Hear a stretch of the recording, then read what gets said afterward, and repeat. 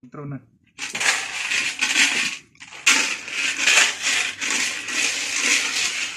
Hello mga ka-store, nandito na tayo sa ating raffle 50 pesos sa 30 second na ba? 30 seconds. 30 second store members raffle 50. Marami na, pang 32 na.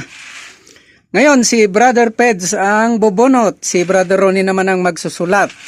First number sa 50 pesos natin, lahat yan. Isang rubber shoes na ukay-ukay.